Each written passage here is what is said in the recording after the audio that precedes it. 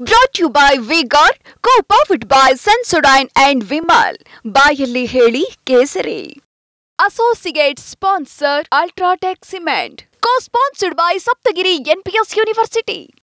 Neat ಪರೀಕ್ಷೆಯಲ್ಲಿ ಅಕ್ರಮ, UGC net ಪರೀಕ್ಷೆ ರದ್ದು ಕೋಲಾಹಲವನ್ನು ಸೃಷ್ಟಿಸಿವೆ. ಈ ವಿಚಾರಗಳೇ ವಿಪಕ್ಷಗಳಿಗೆ ಅಸ್ತ್ರವಾಗಿದ್ದು ಬೀದಿಗಿಳಿದು ಹೋರಾಟ ನಡೆಸ್ತಾ ಇವೆ. ಇದು ಪೇಪರ್ ಲೀಕ್ ಸರ್ಕಾರ ಅಂತೇಳಿ ಎಐಸಿಸಿ ಅಧ್ಯಕ್ಷ ಮಲ್ಲಿಕಾರ್ಜುನ ಖರ್ಗೆ ಜರಿದಿದ್ದಾರೆ. ಆದರೆ ನೀಟ್ ಪ್ರಶ್ನೆ ಪತ್ರಿಕೆ ಸೋರಿಕೆ ಹಿಂದೆ ತೇಜಸ್ವಿ ಯಾದವ್ ಆಪ್ತರ ನಂಟು ಇದೆ ಅಂತ ಹೇಳಿ ಬಿಹಾರ ಡಿಸಿಎಂ ಆರೋಪಿಸ್ತಾ ಇದ್ದಾರೆ. ಅತ್ತ ರಾಹುಲ್ ಗಾಂಧಿ ನೀಟ್ ಹಗರಣದ ತನಿಖೆ ಆಗ್ರಹಿಸಿದ್ದು ತಪ್ಪಿತಸ್ಥರಿಗೆ ಶಿಕ್ಷೆ ಆಗಬೇಕು ಅಂತ ಹೇಳಿದ್ದಾರೆ.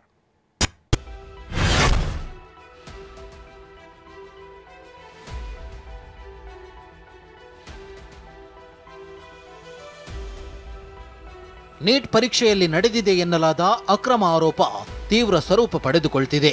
ಮರುಪರೀಕ್ಷೆ ನಡೆಸಬೇಕೆಂಬ ಒತ್ತಾಯ ಕೇಳಿ ಬರ್ತಿದೆ. ಅಭ್ಯರ್ಥಿಗಳು ಬೀದಿಗಿಳಿದು ಹೋರಾಟ ನಡೆಸುತ್ತಿದ್ದಾರೆ. ಕೇಂದ್ರ ಸರ್ಕಾರ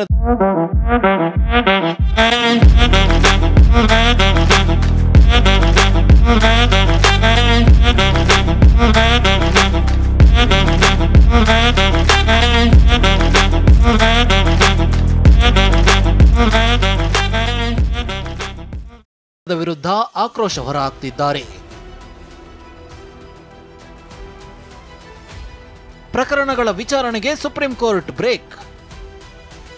ಕೇಂದ್ರ ಸರ್ಕಾರ ಎನ್ಟಿಎಗೆ ನೋಟಿಸ್ ಜಾರಿ. ನೀಟ್ ಪರೀಕ್ಷೆಯ ಪ್ರಶ್ನೆ ಪತ್ರಿಕೆ ಸೋರಿಕೆ ಮತ್ತು ಅಕ್ರಮ ಆರೋಪ ಪ್ರಕರಣ ಕೋರ್ಟ್ ಮೆಟ್ಟಿಲೇರಿತ್ತು.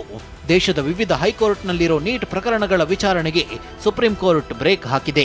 ಕೇಂದ್ರ ಸರ್ಕಾರ ಹಾಗೂ ರಾಷ್ಟ್ರೀಯ ಪರೀಕ್ಷಾ ಸಂಸ್ಥೆಗೆ ನೋಟಿಸ್ ಜಾರಿ ಮಾಡಿದೆ. ಜುಲೈ 8ರೊಳಗೆ ಪ್ರತಿಕ್ರಿಯಿಸುವಂತೆ ನ್ಯಾಯಮೂರ್ತಿ ವಿಕ್ರಮ್ನಾಥ್ ಎಸ್ವಿಎನ್ ಭಟ್ಟಿ ಒಳಗೊಂಡ ಪೀಠವು ಸೂಚನೆ ನೀಡಿದೆ. ವಿದ್ಯಾರ್ಥಿಗಳ 10 ಎನ್ಟಿಎ ಸಲ್ಲಿಸಿರೋ 4 ಅರ್ಜಿಗಳನ್ನು ಪೀಠವು ಕೈಗೆತ್ತಿಕೊಂಡಿದೆ.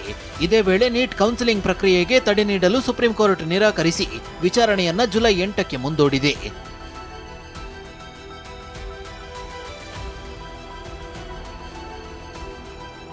ಇದು ಪೇಪರ್ ಲೀಕ್ ಸರ್ಕಾರ ಎಂದು ಖರ್ಗೆ ಟೀಕೆ. ನೀಟ್ ಪರೀಕ್ಷೆ ಅಕ್ರಮ ಬಹಿರಂಗವಾದ ಹಿನ್ನೆಲೆಯಲ್ಲಿ ಕೇಂದ್ರ ಸರ್ಕಾರವನ್ನ ಕಾಂಗ್ರೆಸ್ ಅಧ್ಯಕ್ಷ ಮಲ್ಲಿಕಾರ್ಜುನ ಖರ್ಗೆ ತರಾಟೆಗೆ ತೆಗೆದುಕೊಂಡಿದ್ದಾರೆ.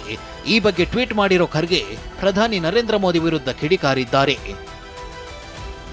ನರೇಂದ್ರ ಮೋದಿ ಅವರೇ, ಹೌದು, ನೀವು ಪರೀಕ್ಷೆಗಳ ಬಗ್ಗೆ ಬಹಳಷ್ಟು ಚರ್ಚಿಸುತ್ತೀರಿ. ಹಾಗೆಯೇ ನೀಟ್ ಪರೀಕ್ಷೆಯ ಬಗ್ಗೆ ಯಾವಾಗ ಚರ್ಚೆ ಮಾಡ್ತೀರಾ? ಯುಜಿಸಿ ನೆಟ್ ಪರೀಕ್ಷೆಯನ್ನ ರದ್ದುಗೊಳಿಸಿರುವುದು ಲಕ್ಷಾಂತರ ವಿದ್ಯಾರ್ಥಿಗಳ ಆತ್ಮಕ್ಕೆ ಸಂದ ಜಯವಾಗಿದೆ. ಇದು ಮೋದಿ ಸರ್ಕಾರದ ಅಹಂಕಾರದ ಸೋಲಾಗಿದೆ. ನೀಟ್ ಪರೀಕ್ಷೆ ಯಾವಾಗ ರದ್ದಾಗುತ್ತದೆ? ಮೋದಿ ಅವರೇ, ನೀಟ್ ಪರೀಕ್ಷೆಯಲ್ಲಿ ನಡೆಯುತ್ತಿರುವ ಅಕ್ರಮ ಮತ್ತು ಪೇಪರ್ ಸೋರಿಕೆಯನ್ನ ತಡೆಯುವ ಜವಾಬ್ದಾರಿ ತೆಗೆದುಕೊಳ್ಳಿ. ಇನ್ನು ಪ್ರಿಯಾಂಕಾ ಗಾಂಧಿ ಕೂಡ ಕೇಂದ್ರ ಸರ್ಕಾರವನ್ನ ತರಾಟೆಗೆ ತೆಗೆದುಕೊಂಡಿದ್ದಾರೆ. ಬಿಜೆಪಿ ಸರ್ಕಾರದ ಭ್ರಷ್ಟಾಚಾರ ಯುವಕರಿಗೆ ಮಾರಕವಾಗಿದೆ. ನೀಟ್ ಪರೀಕ್ಷೆಯಲ್ಲಿ ಹಗರಣದ ಸುದ್ದಿಯ ಬೆನ್ನಲ್ಲೇ ಇದೀಗ ಜೂನ್ 18ರಂದು ನಡೆಯಬೇಕಿದ್ದ ನೆಟ್ ಪರೀಕ್ಷೆಯು ಅಕ್ರಮಗಳ ಭೀತಿಯಿಂದ ರದ್ದಾಗಿದೆ. ಹೊಣೆಗಾರಿಕೆಯನ್ನ ಈಗ ಸರಿಪಡಿಸಲಾಗುತ್ತದೆಯೇ? ಈ ಕಳಪೆ ವ್ಯವಸ್ಥೆಗೆ ಶಿಕ್ಷಣ ಸಚಿವರು ಹೊಣೆ ಹೊರುತ್ತಾರಾ? Yes, it's a crisis. It's a profound national crisis. It's an economic crisis. It's an educational crisis. It's an institutional crisis. So, but I don't see any response. I don't even see the capability of a response. कि inquiry होनी चाहिए और जो भी जिन्होंने भी paper leak कराया है उनके खिलाफ कार्रवाई होनी चाहिए. ಇನ್ನು ಸಮಾಜವಾದಿ ಪಕ್ಷದ ಮುಖ್ಯಸ್ಥ ಅಖಿಲೇಶ್ ಯಾದವ್ ಕೂಡ ಕೇಂದ್ರ ಸರ್ಕಾರದ ವಿರುದ್ಧ ಕೆಂಡ ಕಾರಿದ್ದಾರೆ.